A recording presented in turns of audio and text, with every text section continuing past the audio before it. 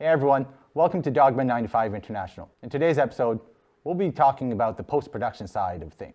So let's get into it. First of all, I want to say that if anybody's not editing with DaVinci Resolve, you should probably switch now. Editing essentially two cameras. I synced everything with Pluralize. Went really well.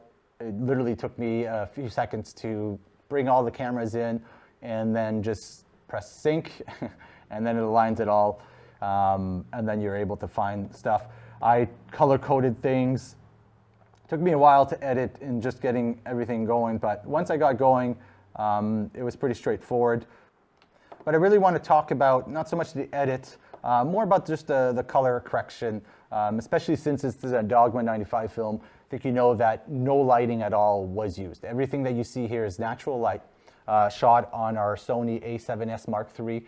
4K 422 10-bit codec in S-Log3.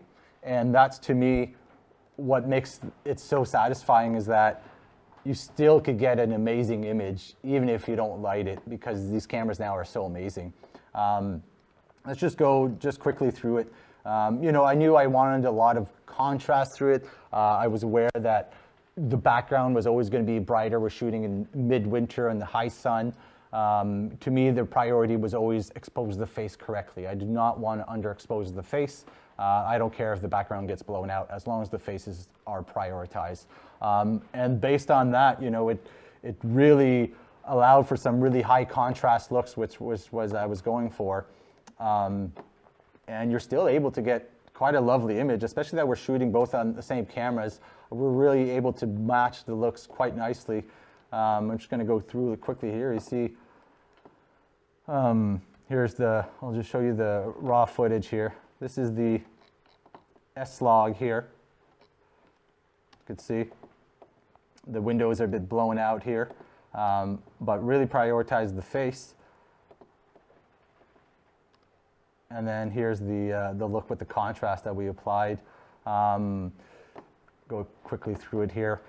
Have some film emulation as well through it. I'm a huge fan of contrast, by the way. I think if you're, of course there's some times for some from low-con images and all that stuff. However, for the most part, if you're trying to make a blockbuster look or something that has some appeal and want to get some notice and stuff like that, contrast is your friend. We see everything through contrast. If there's no difference between the brightest part and the darkest part, it's dull, right? It's gray, and it's hard to tell the difference in gray. So as in here, I'll just go back and forth. See, he pops out of the screen. Anything that is darker tonalities and brighter, especially here with the background that is almost blown out, it really catches your eye, right? And then essentially with the film look that we have, we're really playing with the kind of teal and orange side of things that exaggerate the contrast even more. So let's go here, check out a bit of our nodes. As I started, for the most part, is really before developing the film look and stuff like that, is just balancing everything. So in my clip base here, every shot I'm just kind of balancing out the image here. Just so then when I come in, I could apply my general look over everything, and I know that there's not going to be some discrepancies. So I know that everything's balanced. So, just kind of do the first passes, kind of just lift the shadows, get the highlights where they're supposed to be, so there's no jarringness.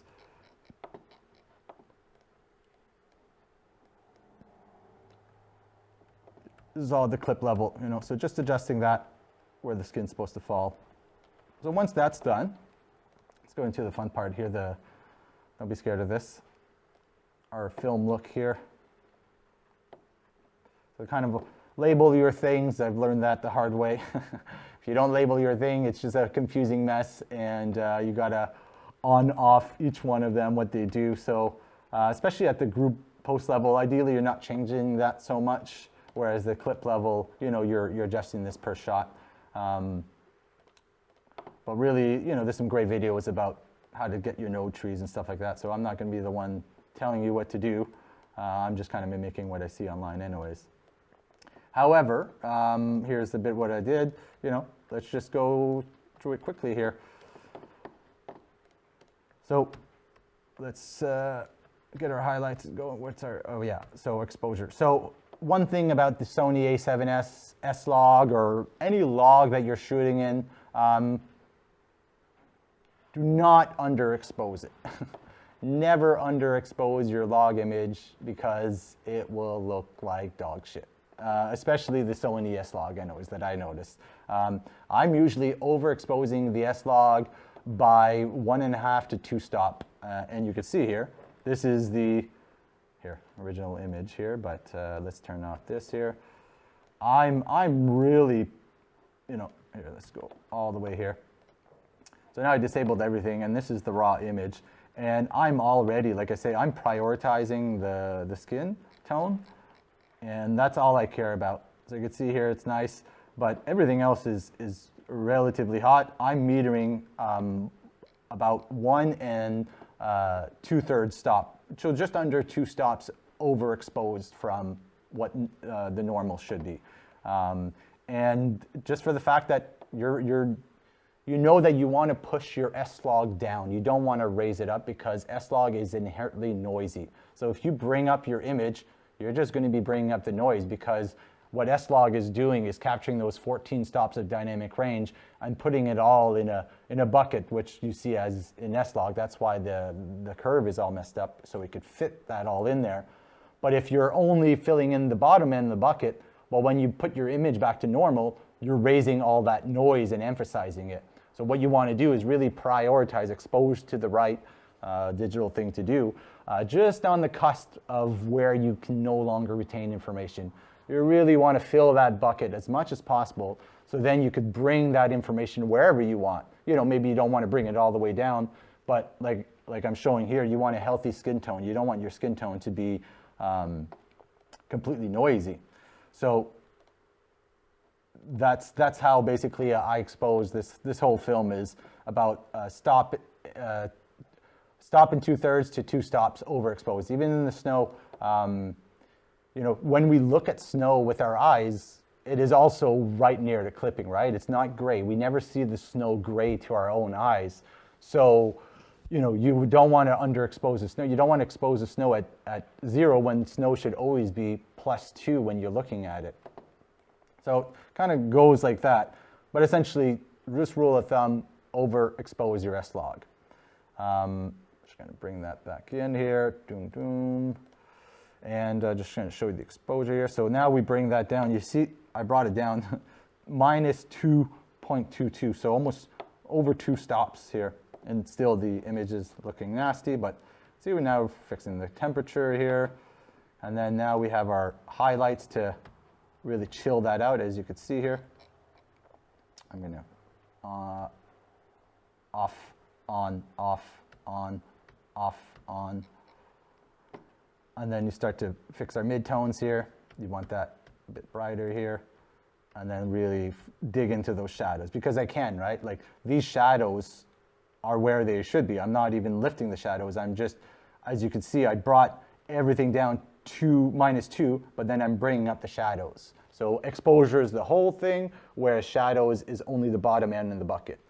And then now I'm still, another contrast adjustment here. Whoop, another contrast adjustment here. So actually smooth it out. You can see on the waveform here, I lowered the contrast just to neutralize that. Saturation, keep that. Whenever you increase contrast, it will also increase saturation, or decrease contrast will decrease saturation. So you want to kind of play with that. It's always a teeter-totter. You can't have one without the other. Here's one of the nodes, blur. And you use that because to try to mimic film, which is inherently soft to some degree, specifically in the red channel. Red on film, and even to digital sensors to some degrees, will always be less sharp than the green channel or the blue channel, specifically in film, because the red channel is at the bottom of the film emulsion. And when the lens is focusing the rays of light, it's actually focusing for the top layer of the film and not the bottom layer of the film. So even though it's nanometers apart, the light is all focused onto the top of the emulsion. So when it reaches the bottom of the emulsion, the rays are actually not focused on the red channel. So therefore, you always have this blurriness in the red channel, which is what we're trying to mimic here. It's very soft, it's not evident. I don't know if you could even notice here. It's not the sharpest here. So you could see a little bit of blurriness. Another one I have here, I really love halation. One of my things that I love the most about film, and I've always noticed when I did a lot of film, was the halo around these burnt edges. It not only clipped it, but it just did this glow on top of it. And here I got I don't know if you could see it on this one. Okay, yeah. So I got a bit of warmer glow here. See around the ear, around the head. Just a nice, so subtle, but just gives that beautiful glow. And you can see it's more pronounced sometimes in other things. And then, what do I have here? I have a blue shift. Yeah, just to, again, to bring back our colors in line. I think this is just the blue shift is just the shadow part of the image. I tinted it a bit blue. Again, your highlights are usually more in the warmer colors, and the bottom end is a bit more teal and blue to mimic that and get that less digital look. And then the rest is in our timeline here. I have the most of our stuff here. So this is where all the contrast and saturation really lands. What do I have here? Mostly from our LUT here. So this is I do everything in ACES, and I bring it back to Rec 709. So everything I was doing in the middle here was all in ACES world. So I have the most, I really like what ACES does to the image in terms of saturation and just the way you're able to manipulate the image. To each his own, but I do enjoy the ACES workflow more so. So basically this is just converting it back to Rec 709, and before that convert, I have a little, I dislike the color blue for the most part, and I kind of shift the blue to more of a teal here over here, and just to desat a bit of the blue, and it's not as pronounced here. There's a bit other ways that you see it. But then we have our film converts. I have Emulation Software here. So again, another, what do I have? I don't think I have the full effect. So this is mostly for the film contrast, and I have a bit of the film chroma, but not, an insane amount. So this is more for the contrast and the grain that I'm using this plugin for, not so much the film look.